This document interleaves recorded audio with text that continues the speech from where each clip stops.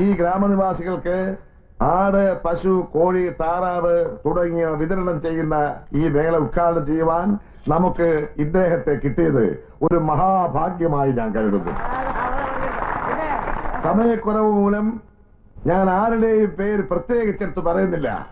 എല്ലാവർക്കും സ്വാഗതം. ജയ് ഹിന്ദ്. ബഹുമാനപ്പെട്ട അധ്യക്ഷൻ, മറ്റു മെമ്പർമാരെ, പ്രിയമുള്ള ശ്രീ കൃഷ്ണൻ നായർ, സർവോപരി വാക്കുകൊണ്ടോ നോക്കുകൊണ്ടോ ആരെയും വേദനിപ്പിക്കാൻ ആഗ്രഹിക്കാത്ത നന്മ നിറഞ്ഞവരായ എന്റെ ആത്മാവിന്റെ ആത്മാവായ വള്ളിക്കുന്ന് നിവാസികളെ, മഹാത്മജി പറഞ്ഞിട്ടുണ്ട്, ഇന്ത്യയുടെ ആത്മാവെന്ന് പറയുന്നത് ഗ്രാമങ്ങളാണ്. ഇന്ത്യയുടെ വളർച്ച എന്ന് പറയുന്നത് ഗ്രാമങ്ങളുടെ വളർച്ചയാണ്, ഗ്രാമങ്ങളുടെ ഉയർച്ചയാണ്, ഗ്രാമവാസികളുടെ തിരിച്ചറിവാണ്. ഈ മഹാഭാരത ഭൂമിയിൽ ബഹുഭൂരിപക്ഷവും ദാരിദ്ര്യരേഖയ്ക്ക് താഴെയാണ്. അനീതിക്കെതിരെ ശബ്ദമുയർത്താൻ പോലും കഴിയാതെ അശരണരായി അവർ ജീവിക്കുന്നു. അവരിൽ പ്രതികരണശേഷിയും അധ്വാനശേഷിയും വളർത്തിയാലേ നമ്മുടെ നാട് വളരുകയുള്ളൂ. പൊള്ളയായ വാക്കുകളേക്കാൾ പ്രവൃത്തിയിൽ വിശ്വസിക്കുന്നവനാണ് ഞാൻ. നമ്മുടെ പ്രിയങ്കരനായ കവി പാടിയ ഈ ഇരടികൾ ഈ അവസരത്തിൽ ഞാൻ ഓർത്തു പോവുകയാണ്. സ്നേഹിക്കയില്ല ഞാൻ നോവും ആത്മാവിനെ സ്നേഹിച്ചിടാത്തൊരു തത്വശാസ്ത്രത്തെയും. അധികം നീട്ടുന്നില്ല, നിങ്ങളുടെ കരുവാകത്തോടെ ഈ വികസന പദ്ധതി ഔപചാരികമായി ഞാൻ ഉദ്ഘാടനം ചെയ്തതായി പ്രഖ്യാപിക്കുന്നു. നന്ദി, നമസ്കാരം.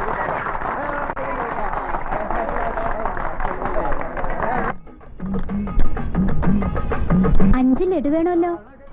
ഉണ്ണിബാല എടുത്തു കൊടുക്കണ, ഞാൻ ഇവിടെ വിളമ്പുക. ഓ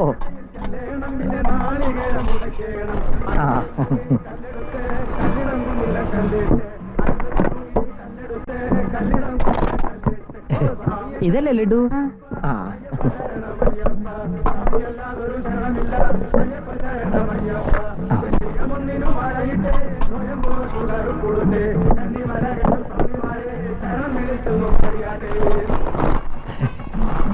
ഇതാ 2 ഏത്തപ്പഴം കൂടി. ഓ വിരുന്നുകാര് വല്ല ഉണ്ടോ കാർത്തോയ്? നമുക്കെന്നും വിരുന്നുകാരല്ലേ രാമുവേ. ഉവ്വ ഉവ്വ.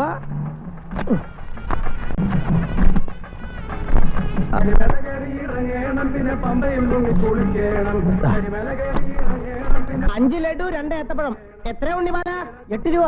8 രൂപ. ദാ.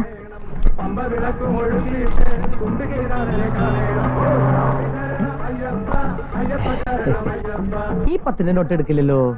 ഇപ്പോഴത്തെ നോട്ടൊക്കെ ഇങ്ങനത്തെയാ. ബാങ്കിൽ കൊണ്ടുപോയി കൊടുത്ത് പുതിയത് വാങ്ങിച്ചൂടെ? ഓ, ഞാനിപ്പോ ബാങ്കിൽ പോണു. എന്താ എന്താ പ്രശ്നം? കൃഷ്ണേട്ടാ, ദേ ഈ നോട്ടൊന്ന് നോക്കിയാൻ. ഓ, വെയിലത്തുനിന്ന് വന്ന് കയറിയതുകൊണ്ട് ഒന്നും കാണാൻ വയ്യ. ഒരു ഇരുട്ട് പോലെ. നീ വാങ്ങിച്ചിടറാ, നമ്മുടെ കാർത്തു അല്ലേ. കണ്ണുള്ളവരെക്കാൾ കാഴ്ച ഇവന്. കളിയാക്കല്ല പെങ്ങളെ.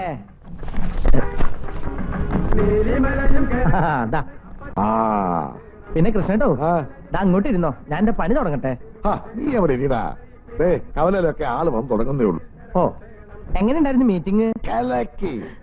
കലക്കിയോ? ആര്? അതല്ലടാ, ഗംഭീരമായിരുന്നു എന്ന് പറഞ്ഞതാ. അങ്ങനെ തോമസ് സാറിന്റെ ഒരു പ്രസംഗം ഉണ്ടായിരുന്നു. അളന്ന് മുറിച്ച് കുറച്ചേ പറഞ്ഞുള്ളൂ. പക്ഷേ പറഞ്ഞതുണ്ടല്ലോ, 100 കിലോ തൂക്കമുള്ള കാര്യങ്ങളാ. നമ്മുടെ നേതാക്കന്മാര് പലരും അങ്ങേരെ കണ്ടു പഠിക്കണം. എന്തൊരു വിനയം, എന്തൊരു എളിമ. ഓ, പാവങ്ങളോടൊക്കെയുള്ള സ്നേഹമുണ്ടല്ലോ, ഒന്ന് കാണേണ്ടത് തന്നെ. കൃഷ്ണേട്ടൻ പറഞ്ഞു നേരാ. ദൈവമാ തോമസ് സാറ്. ഇല്ലെങ്കിൽ എന്നെ പോലെ ഒരാൾക്ക് കണ്ണ് കിട്ടാൻ വേണ്ടി ഇത്രയ്ക്ക് പാടുപെടോ? എന്ത് മെച്ചുണ്ടായിട്ടാ തോമസ് സാറിന്? അതാടാ ഞാൻ പറഞ്ഞത്, അങ്ങേരെ പോലുള്ളവർ ഈ നാട് ഭരിക്കണം. എന്നാലേ പാവങ്ങൾക്ക് രക്ഷയുള്ളൂ. കാഴ്ച കിട്ടിയിട്ട് വേണം ബംഗ്ലാവിൽ ചെന്നൊന്ന് കണ്ടു തൊഴാൻ. തൊഴുതാ മാത്രം പോരാ, ഒരു പാട്ടും പാടി കേൾപ്പിക്കണം. ആട്ടെ, കാഴ്ച കിട്ടിയാൽ ആദ്യം ആരെ കാണാൻ അതിന്റെ മോഹം? അത് പിന്നെ ചോദിക്കാനുണ്ടോ? ഉറ്റ ചങ്ങാതിയായ എന്നെ അല്ലടാ. അമ്പടാ, കണി കാണാൻ കണ്ടയാള്. നിന്റെ ഈ മോന്ത കണ്ട കാഴ്ച കിട്ടിയ കണ്ട അപ്പൊ പൊട്ടും. എന്നെയല്ലേ? അയ്യോ, അതിൽ ഭേദം കാഴ്ച കിട്ടാതിരിക്കുന്നത് നല്ലത്. എല്ലാരും കാണാൻ കൊതിയാവെനിക്ക്. എന്നാലും എനിക്ക് കണ്ണു തരുന്ന ആളെ തന്നെയല്ലേ ആദ്യം കണ്ടത് കൃഷ്ണേട്ടാ. ഓ, രമണന്റെ ചന്ദ്രിക. അതറിയാൻ വേണ്ടി തന്നെയാടാ ചോദിച്ചത്. കണ്ണെഴുതി പൊട്ടും തൊട്ട് പൂവും ചൂടി പെൺകുട്ടികളും മുന്നിൽ വന്നിന്നാ കാണാൻ നല്ല ചന്ത ഉണ്ടാവില്ലേ? ഉണ്ടാവൂലെന്നോ?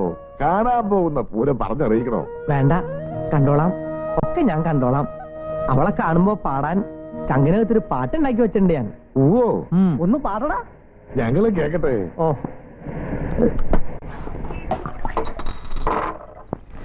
എന്തായാലും എന്റെ വിരട്ട് ശരിക്കും ഏറ്റിട്ടുണ്ട്. സംഗതി അവളുമാര് പുറത്തു വിട്ടിട്ടില്ലെന്നുള്ളത് ഉറപ്പാ. എങ്കിലും ഒരു തടവയ്ക്കാനുള്ള മുൻകരുതലൊക്കെ ഞാൻ എടുത്തിട്ടുണ്ട്. എങ്ങനെ? അതൊക്കെ ഒരു തന്ത്രമാണ് എന്റെ വിനോദേ. എന്ത് തന്ത്രം ചെയ്താലും വേണ്ടിയില്ല, അതുങ്ങളെ ഒന്നുകൂടി വിളിപ്പിക്ക് തോമാച്ച.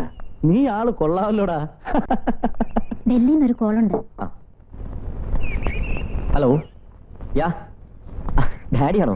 വിനോദ ഡാഡി? ഫൈൻ, അത് പിന്നെ പറയാം. No daddy, never never. Yeah ഇവിടെ ഉണ്ട്, കൊടുക്കാം. യാ നമസ്കാരം ഭാസ്കർജി. ഒരു കുഴപ്പമില്ല. കൊഞ്ചും ചെറുമീനും ഒക്കെ കൂട്ടി നല്ല കുട്ടിയായിട്ടിരിക്കുക. ബൈ ദ ബൈ, അവിടുത്തെ പ്രോബ്ലം എന്തായി? അതൊരു പ്രശ്നമേ അല്ല. ഒരാഴ്ചയോ ഒരു മാസമോ എത്ര നാൾ വേണമെങ്കിലും എന്റെ കൂടെ നിന്നോട്ടെ. This place is most comfortable for him.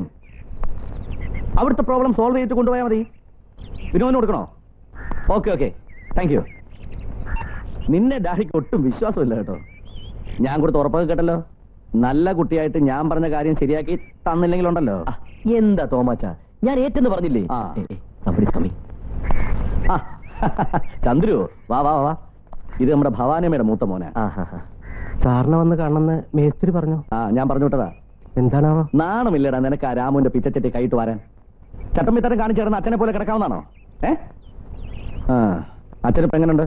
വലത്തെ കാലിന് ഇത്തിരി സ്വാധീനമുണ്ട്, അതുകൊണ്ടുള്ള മേടാ ഇപ്പൊ. കൊള്ളാം. ഞാൻ നിന്നെ വിളിപ്പിച്ചത് വേറൊരു കാര്യം പറയാനാ. പറമ്പിലെ കാര്യങ്ങൾ നോക്കാൻ മേസ്ത്രിയും കൊണ്ട് ഒറ്റയ്ക്ക് പറ്റത്തില്ല. നീയും കൂടെ കൂടിക്കോ. ചട്ടമ്പിത്തരം ഒന്നും കാണിക്കാതെ മര്യാദയ്ക്ക് നിന്നോണം. ഒന്നും അടിക്കുന്നോ?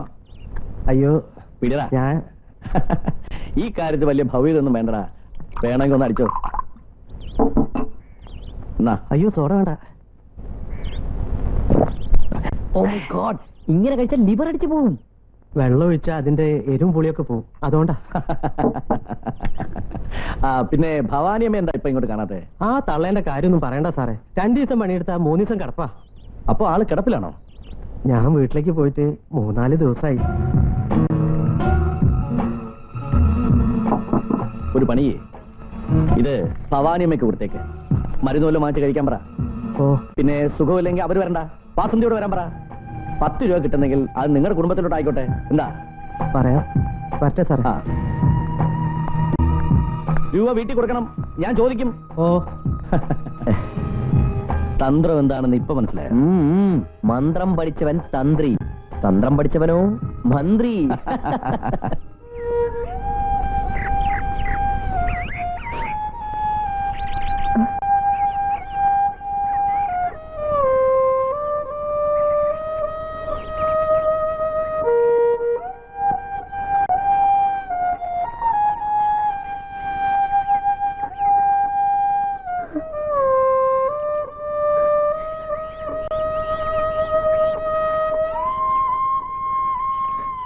ലക്ഷ്മി,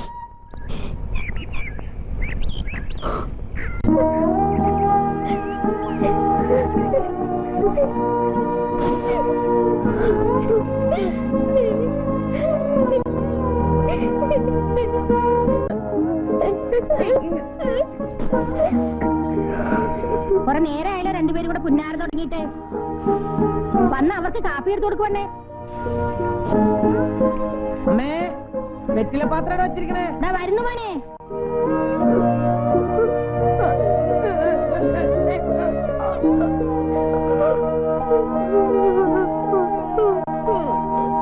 എനിക്ക് 9 വയസ്സുള്ളപ്പോ അച്ഛൻ മരിച്ചു. സ്കൂളിൽ പോക്ക് നിർത്തി അന്ന് ഇറങ്ങിയതാ പണിക്ക്. ചേച്ചിയെ കെട്ടിച്ചു. ഇപ്പോ ഞാനും അമ്മയും മാത്രം. സ്വന്തമായി 5 സെന്റ് മണ്ണുണ്ട്, അതിലൊരു കൊച്ചു വീടും. തേച്ചിട്ടില്ല, ഇനി വേണം ഒക്കെ ചെയ്യാൻ. അല്ലെങ്കിലും പെണ്ണും പെടക്കോഴി ഉണ്ടെങ്കിലല്ലേ കാര്യങ്ങൾക്കൊരു ഉത്തരവാദിത്തം ഉണ്ടാവുള്ളൂ. തീരെ വയ്യാത്തോണ്ടാ, ഇല്ലെങ്കിൽ തള്ളയും കൂടെ വന്നേനെ.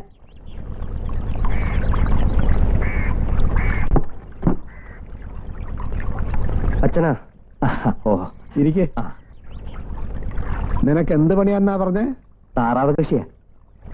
ഓ, താറാവുകാരന്മാർ ചെല്ലുന്നിടത്തൊക്കെ സംബന്ധം കൂടുന്ന കൂട്ടരാ. നമ്മുടെ പയ്യൻ അക്കൂട്ടത്തിലുള്ള ആളല്ല. എന്തായാലും 10 റുപ്യന്റെ പോലും സ്ത്രീധനം വേണ്ടാന്ന് പറഞ്ഞല്ലോ, അതൊരു വലിയ കാര്യമാ. അല്ല, നാട്ടുകാര്യം പറഞ്ഞിങ്ങനെ ഇരുന്നാ മതിയോ? മറ്റു കാര്യങ്ങള് എന്നാ വാസന്തിയും ഇങ്ങോട്ട് വിളിച്ചോളൂ. തുലാം 12-ാം തീയതി നല്ലൊരു മുഹൂർത്തം ഉണ്ട്. 12-ാം തീയതി എന്ന് പറയുമ്പോ വളരെ അടുത്ത് പോയല്ലോ കണിയാരെ. അല്ല ഇത് എന്തിനാ വെച്ചിങ്ങനെ നീട്ടണേ? ഒന്നും വേണ്ടെന്ന് രാജപ്പൻ പറഞ്ഞെങ്കിലും വെറും കൈയോടെ ഇറക്കി വിടാൻ പറ്റുമോ? ഓ ഇനിയിപ്പോ നീട്ടി തന്നെ നീ എന്ത് കോപ്പ എടുത്ത് കൊടുക്കാൻ പോണത്? അച്ഛനൊന്നും മിണ്ടാതിരി. കൃഷ്ണേട്ടനെ കണ്ടില്ലല്ലോ.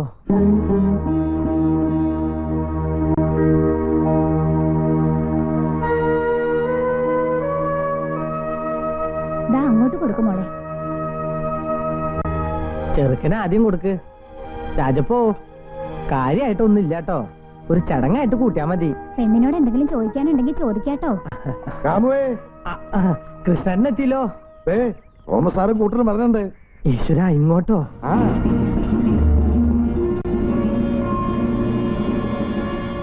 ഊര് ചുറ്റാൻ ഇറങ്ങിയതാ.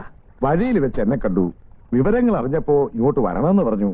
വരണ്ടാന്ന് പറയാൻ പറ്റുമോ? എന്നാലും ഇവിടെ ഇരിക്കാനൊന്നും. അതൊന്നും സാരമില്ലടാ. ഇരിക്കെ, എല്ലാരും ഇരിക്കേ. സാറിന്റെ മുമ്പിൽ ഇവരിയ്ക്കുവോ? ഇതാണ് പയ്യനല്ലേ? അതെ. ഇരിക്കണോ? വേണ്ട, ഞാൻ നിന്നോളാം. സാർ ഇരുന്നാട്ടെ, എനിക്ക് എഴുന്നേക്കാൻ. അറിയാം. ഇരിക്കാനൊന്നും സമയമില്ല. ഞങ്ങളും ചുറ്റാൻ ഇറങ്ങിയതാ. വാസന്തിയുടെ കല്യാണ വിഷയം എന്താ ഞങ്ങളെ ഒന്നും അറിയിക്കാത്തെ? നിങ്ങളൊക്കെ വിളിക്കാന്ന് വെച്ചാ.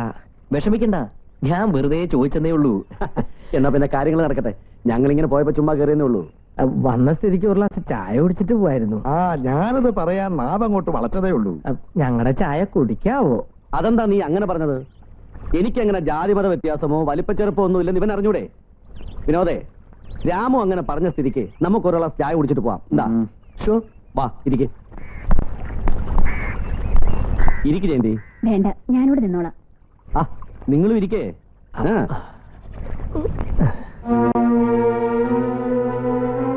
അപ്പോ എന്നേക്കാ കല്യാണം? തുലാം 12-ന് ഒരു മുഹൂർത്തം ഉണ്ടെന്ന് കണിയാര് പറഞ്ഞു. നന്നായി. നല്ല കാര്യങ്ങൾ നല്ല സമയത്ത് തന്നെ നടത്തണം. ദിവസം വളരെ അടുത്തുപോയി. കാര്യങ്ങൾ നടത്തി കൂട്ടുന്ന കാര്യം ആലോചിക്കുമ്പോ അതൊക്കെ നടക്കൂടാ. പണത്തിന് എന്തെങ്കിലും ആവശ്യമുണ്ടെങ്കിൽ ഞാനില്ലേ ഇവിടെ? അയ്യോ, നനഞ്ഞടം കുഴിക്കുന്നത് ശരിയാണോ? കണ്ണോപ്പറേഷൻ എന്നെ ഒത്തിരി കാശാവുന്നല്ലേ സാറ് പറഞ്ഞേ. പണം ഓരോ ആവശ്യങ്ങൾക്കുള്ളതല്ലേടാ. എത്രയാന്ന് വെച്ചാ നീ പറഞ്ഞാ മതി. ഓ ദൈവ ഞങ്ങളുടെ ഇതിനെന്താ ഞാൻ ചെയ്യണ്ടേന്ന്? നിനക്ക് ചെയ്യാൻ പറ്റണത് ചെയ്താ മതി. എന്താ കൃഷ്ണേട്ട പറയണേ? കൊട്ടിപ്പാടാനല്ലാതെ എന്നെ കൊണ്ട് എന്താ പറ്റാ? അത് തന്നെയാ പറഞ്ഞേ. നല്ല അസലൊരു പാട്ടൊന്ന് പാടുക അല്ലേ തോമസ് സാറേ? ആ.